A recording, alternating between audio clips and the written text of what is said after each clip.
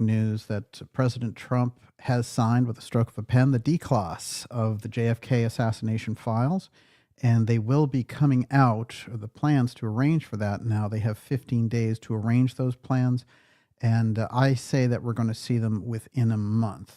So that's remarkable. Of course, along with that, the records also for the assassination of President Kennedy's brother, Robert, who was on his way to the presidency when he was assassinated under very suspicious circumstances by an aerospace security guard named Thane Eugene Caesar. Of course, in the official record, it's Sirhan Sirhan, but as we've demonstrated on this show and a number of experts have demonstrated, he didn't have the ability, based on the witness testimony, to do it. But the person behind Bobby Kennedy that night was Thane Eugene Caesar, who did have a weapon and did work at Skunk Works, of course, which is the famous UFO redevelopment center for Lockheed. Very unusual assignment. And also for Martin Luther King Jr. and all of the incredible controversy around his assassination, which happened within 2 months. It happened 2 months before the Bobby Kennedy assassination. And of course, just before all this, LBJ had announced, I'm getting out of the presidential race. Yeah, because he couldn't sit there as the recipient of another Kennedy death to get into the presidency. And so we swirl through these deep, deep avenues of history. I'm going to get into the files tonight, but also show what we're looking for, which is the aerospace connection to the assassination. This is the thing we've put on the record. This is the breakthrough, which is that the Kennedy assassination was directly related to exotic technology in the aerospace file. And that includes the UFO file. And we have good evidence that we presented now in over 4 documentaries along this. Our most recent one, JFK, the final speech, which is Trump. Okay. Declassification of records concerning the assassinations of President John F. Kennedy, Senator Robert F. Kennedy, and the Reverend Dr. Martin Luther King. Quote, by the authority vested in me as president, by the Constitution and the laws of the United States of America, it is hereby ordered as followed. Section 1, Policy and Purpose. More than 50 years after the assassinations of President John F. Kennedy, Senator Robert F. Kennedy, and Reverend Dr. Martin Luther King Jr., the federal government has not released to the public all of its records related to these events. Their families and the American people deserve transparency and truth. It is in the national interest to finally release all records related to these assassinations without delay. That's a crucial piece. The President John F. Kennedy Assassination Records Collection Act of 1992 required all records related to the assassination of President Kennedy to be publicly disclosed in full by October 26, 2017. Unless the President certified that the continued postponement is made necessary by an identifiable harm to the military, defense, or intelligence operations. And it goes on from here. A little more on this. He says, I have now determined that the continued redaction and withholding of information from records pertaining to the assassination of President John F. Kennedy is not consistent with the public interest, and the release of these records is long overdue. Within 15 days of the date of this order, the Director of National Intelligence and the Attorney General, and we know the Attorney General is Pam Bondi, and the Director of National Intelligence will be Tulsi Gabbard, in coordination with the Assistant to the President for National Security Affairs and the Council of the President, present a plan to the President for the full and complete release of records relating to the assassination of President John F. Kennedy. Within 45 days of the date of this order, the Director of National Intelligence with the Attorney General shall, with the coordination of the Assistant to the President of National Security Affairs and Counsel to the President, review records related to the assassination of Senator Robert F. Kennedy and Reverend Dr. Martin Luther King Jr. and present a plan to the President for the full and complete release of these records. Nothing in this order shall be construed or impair or otherwise affect the authority granted by law, and so it goes on. For its clarities, and finally, it's January 23rd, 2025, President Trump signs the declass order to release the JFK assassination files. Now, this is, of course, an earthquake on a number of different levels. One of those levels is that the CIA has held certain files. They've held on to them for dear life. We explained at the beginning of the show what was going on. Once I found out that the request for the Bobby Kennedy MLK records is 45 days. That's a month and a half. But the JFK records, he asked for a plan to release them within 15 days. Once he gets that plan, you figure it's probably another week to roll them out. So in about, under a month's time, we're going to have these records. So we're going to build up a number of shows to these releases and what we can look for. How this is going to be a breakthrough is going to be interesting as well, because of course the files are obfuscated to a degree. There's no question about it. But there's something in those files that the CIA did not want the public to see. There's no question about that. Let's go back to the conversation that President Trump had with Judge Napolitano, which we made famous. I go back, I was telling Olivia this before we started tonight, that I go back in my mind, there was a small podcast channel that had Napolitano on. I think it was a libertarian channel. I don't remember the name of it, but they had something like 850 subscribers. And Napolitano was talking about a variety of issues. And in the middle of it all, he dropped a bombshell about how he'd had a conversation with President Trump just before he'd left office. And he said, why don't you release those JFK records? And Trump said, oh, I'm not going to be able to do that. And Napolitano said, well, you can't treat the American people like children. You said you were going to do it. Let's have the records released. And that Trump pulled him aside and said, Andrew, if you saw what was in there, you could never release them.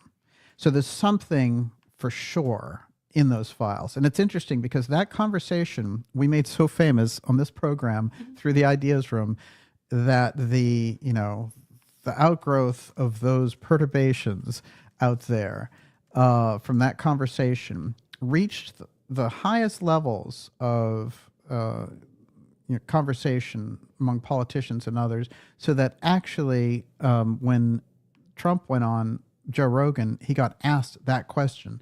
And it had ricocheted off, remember, originally from a small podcast. And I listened to it and I understood the significance of what Napolitano was saying, because there had been this question about the records and if there was anything powerful in there. And here was Trump saying, I can't release them because it'll blow your mind. So that was very significant. And that started the tumble towards releasing this records. I have no doubt. Now, the very significant thing that took place in August, one of the most significant things from campaign 2024, was Bobby Kennedy going on stage and deciding after the assassination attempt to support President Trump. In that endorsement that took place on stage in Arizona, which was really a fantastic moment of the campaign, probably the best. Actually, what happened was that Trump made a pledge on stage that he was going to release the records. And, the whole room just roared with that, because that's the kind of transparency that people were after. And what happened the first time around with Trump, he had released some significant documents in relation to the Kennedy assassination, but he'd been talked out of it by Mike Pompeo. And it's very interesting that after he did the D-class executive order for the JFK files, what did he do? He got rid of the security detail for Mike Pompeo. So he knew he'd been set up. And these are the signals that are going on there in the background, that Pompeo was a protector of that whole thing. And of course, Pompeo, as soon as Trump got into the legal trouble that he was in because of the harassment by the Biden administration of him as a private citizen, including raiding Mar-a-Lago. What was that about? I have a few ideas to put on the record. But what we saw there, I think, was really, this is all becoming very apparent on Trump's side. He was getting, this is what happened. And Pompeo turned against him there and said, he's got a lot to account for. So Pompeo was always that fair weather intel friend. And of course, he tried to convince President Trump to assassinate Julian Assange, a private citizen who was publishing journalism. Okay. So, the CIA remains unreformed, and this is something that I think is very important. That's why Ratcliffe, and we need to get Tulsi Gabbard in there as DNI, I'll have another DNI to talk to you about a corrupt one around the UFO file, and that is James Clapper later tonight. Everyone, you're watching the Dark Journalist Show. Whew, this is hardcore. Dark Journalist JFK Records UFO file bombshell release. And this is X Series episode 186. And I'll tell you, this is a good sign for the kind of transparency we can get from the Trump administration. And we can go around, if the records are handled correctly and the release is handled correctly, and we get, to connect these dots, we can go around the false CIA UFO threat narrative that is being presented to Congress and all the rest of it. That needs to be smashed, that whole effort. It needs to be dismantled, because that is a false effort, side by side, parallel with a real effort for true UFO disclosure. So when you have all these people rolling out there who are counterintelligence agents before Congress, Lou Elizondo, Chris Mellon, I could go on, the list goes on. We've reported them here on this program, Jim Semivan and all the rest of it. That whole thing is so that the CIA can control the UFO narrative as they roll it out now that they have, drone warfare and everything else ready. So it's very important to take that back from them and to split that off into two different fields. That stuff is the circus. If you want to join the CIA circus, good luck to you. But the real research is going to be going in a totally different direction. That is the UFO file research. And the Kennedy assassination files can be the launch pad for that. And I'm going to show you how tonight. Everyone, we're going to be taking your questions in part 2 before I go this. So now Hollywood is lining up with the CIA UFO threat aspect. So we got Age of Disclosure, UFO documentary trailer touts biggest discovery in human history.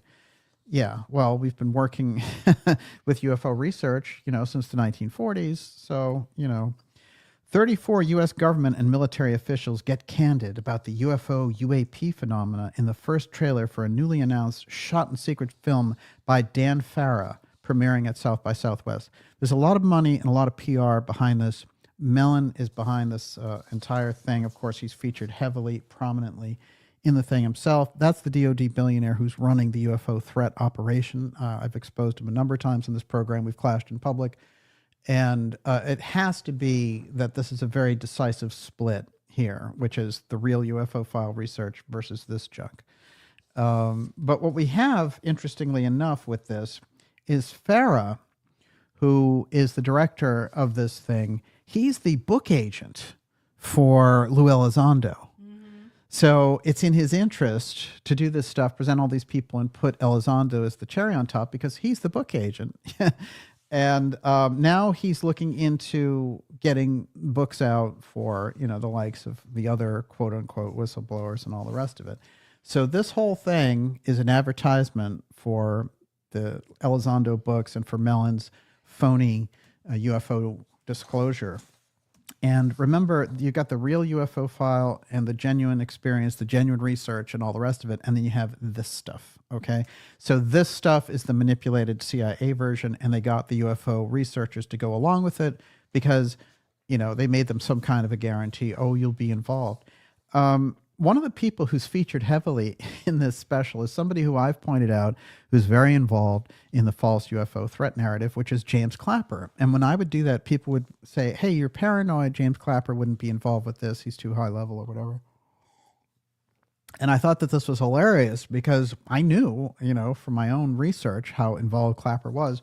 Well, that's Clapper with Elizondo right there running his boy. That's his UFO fake whistleblower.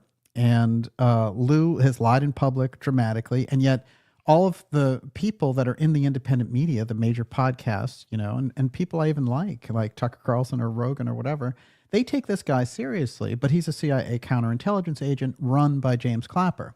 So in 2025, the things that I've heard in the background is that Clapper and Mellon are deciding, oh, we're taking off, now we're taking off the gloves and we're really going for this.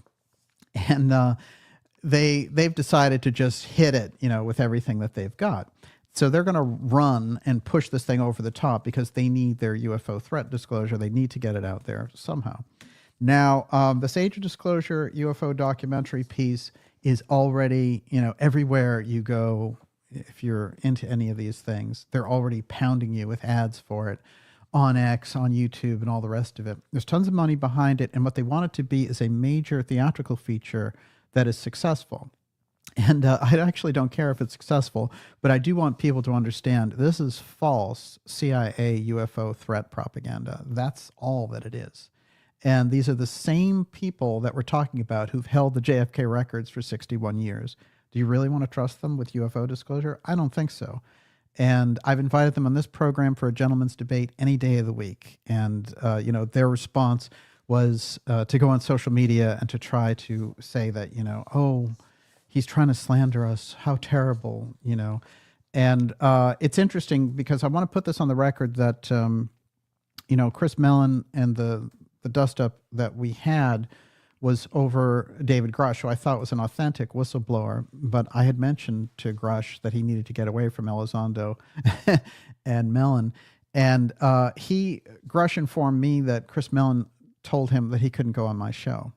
That level of control, when I put that on the record, then this guy flipped out. And remember that Mellon, the DOD billionaire, he's the cousin of John Warner, who's a frequent guest on this program. So we're going in very eyes open. And I think that this is an important thing. In general, don't think of it as, oh, well, it's good. The public's getting to know about the UFO file. No.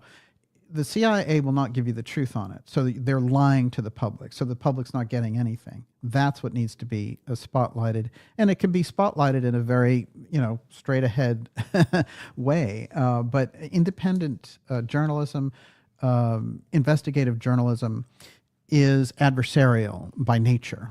It's not personal. It can never be personal, but it is adversarial. There's no question. Because if you are researching, a CEO who's dumping nuclear waste into a river, then you're not going to go play handball with him. It's not going to happen. There'll be no tennis matches between you. And, you're going to investigate them. And pending the outcome of your investigation, if you're right, then you're going to basically be taking them down. That's the function of getting to the truth as an investigative journalist. So don't let anyone tell you, oh, you can't be negative when you talk about these guys. No, if they're lying, which we've proved over the past 5 to 7 years, then it's very important for us to get to those truths. This is the CIA active now. This is the thing that they're launching now. My point has been they assassinated President Kennedy over the UFO file then, and I'm going to show you how that works as well. Everyone, you're watching The Dark Journal. So when you see these people coordinating around the Texas School Book Depository, LTV, and the Central Intelligence Agency, it becomes very clear President Kennedy was ambushed by a group that operated between the intelligence world and the aerospace world. There's no getting around it.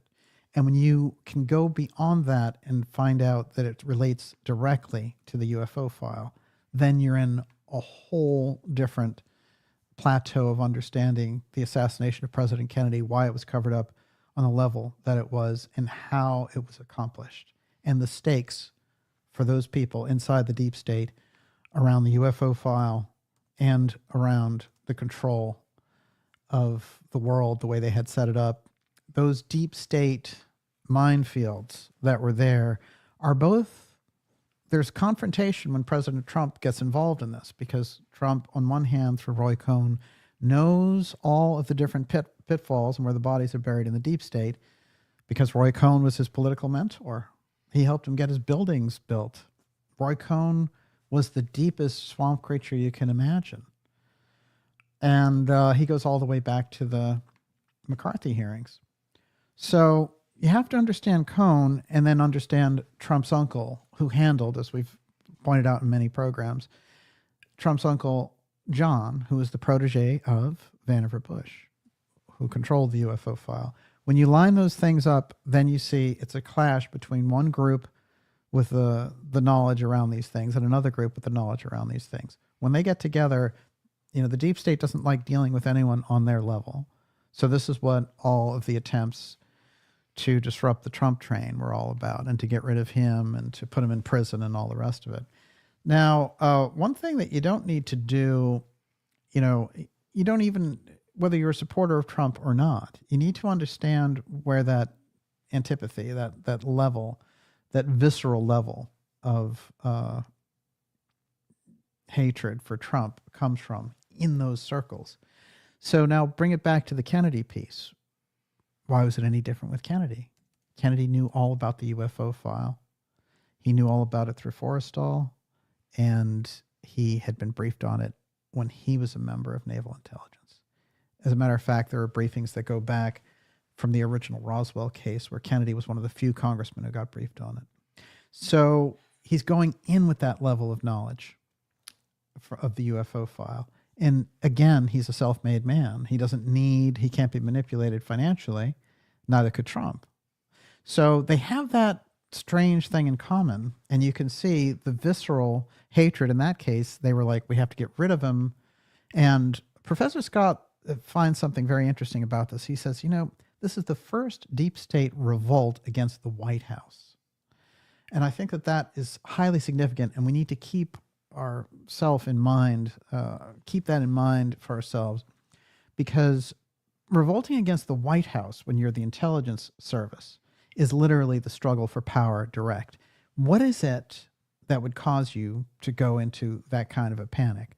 Well, if you did have access and had developed this advanced technology, the X technology in the background, which is a UFO technology, and there was someone there who was about to disrupt you on that and change your plans and do something else with that technology, including share it with another country, then they became a national security threat. They're public enemy number one to you.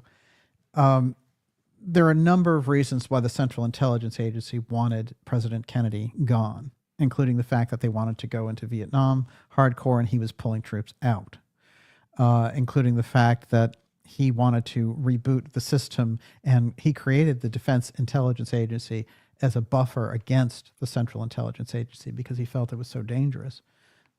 DIA became largely infiltrated by CIA eventually, unfortunately. But his freedom map of the world, his vision of the future, his co-space program, his joint moon missions, that gets rid of the Cold War. That gets rid of the space wars, the arms wars in space and all the rest of the things. All of that gets scrapped. So Kennedy was a gigantic danger to their power structure. And when you go one step further and you realize that he's going to NASA and saying, I don't want a public and a private program, I want a public space program. And they're developing two tracks. Then you realize that a lot of those people who came out of that German milieu of, paperclip scientists and all the rest of it, they maintained their Marshall philosophy and they just adopted it into the space program. So rooting them out and rooting that influence out by exposing the CIA assassination of President Kennedy becomes then the responsibility of a new generation. And we have the possibility now of doing it because of the alliance of Trump and RFK Jr. That's where the records releases are coming from. And I think the fact that the deep state moving to eliminate President Trump. But what do we also see on the move? We see the CIA UFO threat narrative on the move. This is the same clash that Kennedy faced in 1963. It's 61 years later. They're certainly more well-developed. They've dominated the world and space to a much greater degree, so they feel more powerful, like they can lock everything down on the ground from space. So you can see how dangerous the stakes are in relation to all this. And with that, Miss Olivia, we brought in here tonight. I want to mention this. That's Dornberger. He was Michael Payne's boss. He's the Nazi, the paperclip general that Werner von Braun saved from the judgment at Nuremberg. He was going to jail for using slave labor to build the V-2 rockets. Instead, he ends up a fancy CEO at Bell Helicopter, and his protege hosts the Oswald. That instantly brings in the paperclip Nazi aspect in this story. Mae Brussel, of course, very fascinating researcher. She, for years, was way ahead of the curve, and a lot of people know Mae Brussel's work on JFK was stellar. But she brought in these aspects around the paperclip Nazis, and here's what she had to say. When George de Mohrenschildt, who we talked about earlier, the oil geologist who was the millionaire and shepherded Oswald around. De Mohrenschildt introduced Lee and Marina to the Dallas-Fort Worth White Russian displaced czars. He kept their social level on par with his American contacts. One casual dinner in the company of Michael and Ruth Paine was enough to set the Oswalds' course. George and Jean didn't have to meet with them again. Ruth Paine providing housing for Marina while Lee went to New Orleans. A few weeks later, she drove Marina to join Lee. Ruth returned home from summer vacation in Woods Hole, Massachusetts, and brought Marina to her home in Irving, Texas, while Lee was sat on the bus to Mexico. After Kennedy was murdered, Dallas police rushed to the Paines' home. From their garage and elsewhere, via the Paines, came most of the incriminating evidence against Oswald. It never could be proven by the Warren Commission that the alleged murder weapon came from Paine's garage. Isn't that interesting? The crop photo that Life printed of Oswald holding the rifle was found in a box removed from the garage and taken to the police department, then returned the next day with no one present to identify its origin. So, and this goes on here, but she gets into the Paine part around Dornberger, and this is interesting. Pay close attention. The Warren Commission required planted evidence to divert attention from Oswald's links to the Defense Department. Michael Paine was employed by Bell Aircraft, a DoD contractor. This job required security clearances. What would the Oswalds, an American defector, and his transplanted Russian wife be doing in his home? An excellent question. So this guy's working in an ultra-secret job, and Oswald is living with him. Paine's boss at Bell Aircraft as Director of Research and Development was none other than General Walter Dornberger, the notorious war criminal. Dornberger, we go into the whole history there. Michael Paine took Lee to a meeting with General Edwin Walker shortly before the assassination. Soon Oswald would be charged with shooting at Walker in April, and the latter would call Nazi cronies in Germany 24 hours after JFK was killed to tell them that he finally knew who shot through his window 7 months earlier. The same Oswald. Who were the Paines? To believe the Warren Commission and the CIA staff of lawyers, they were Mr. and Mr. Good Neighbor, all heart, altruistic. Ruth simply wanted to learn more Russian from a native. For that price, she housed Marina, a 2-year-old daughter, a new infant, and all the fuss of the mess of 3 extra in a tiny house. Michael Paine was a descendant of the Cabots on both sides. Thomas Dudley Cabot, his cousin, a former president of United Fruit, offered his Gibraltar steamship as cover for the CIA during the Bay of Pigs. Another cousin was Alexander Cochran Forbes, a director of United Fruit and trustee of Cabot, and Forbes. Both Allen Dulles and John J. McCloy were part of the United Fruit team. The Paine family had links with circles of the OSS and the CIA. And let me tell you, it goes a lot deeper. And finally, it says, the British warned the U.S. not to let Walter Dornberger live because even after the war, he was plotting another one. As stated, quote, from their account, Dornberger is a menace of the first order who is untrustworthy. His attitude will turn ally against ally, and he would become a source of irritation and future unrest. The very first call to authorities after the gun went off, November 22nd, 1963, was from an employee at Bell Helicopter who suggested Oswald did it. Police never found the source who gave them both Oswald's address and information that day. So, you've got that's Bell Aerospace, Dornberger, our rocket program. They're all around this case. You can't shake them off. And so aerospace is deep in the case. This is the great realization that needs to be brought forward. These other researchers touched on it. And, a researcher like Brussel went very deep into the post-Nazi paperclip aspect of it. And, Joseph Farrell has done the best job of that. But when you think about it now, you have to understand, when Garrison was hitting up against the NASA stuff, and he was like, Guy Bannister was in charge of the UFO file, why is Oswald working for him? Now these things can make a lot more sense if we have the boldness of vision to say, the UFO file was the central core of why President Kennedy was assassinated over the exotic technology. Why? That's what Hunt told Caddy. It's because they saw him as a huge threat because they thought he's going to give our most important secret to the Russians. What's their most important secret? It's the UFO file. A lot of these things answer themselves. And with that, Miss Olivia, your last question. I'm going to pair these two. Okay. News Drifter says, it's funny because President Trump frequently refers to, quote, paper clips as one of the greatest inventions of all time in speeches. And Peter Nuss says, do you think that Trump wanting to clean house in the CIA, the JFK records, will help gain public acceptance and support? Well, it's a huge, I mean, I think people understand fundamentally that the intelligence agencies killed President Kennedy. They don't quite know why, and why is the key in all of this. Certainly there's a deep state control back and forth. There's visions of the world. One of the world visions is a Marshall vision of America dominating. It's the Pax Americana that Kennedy warned of.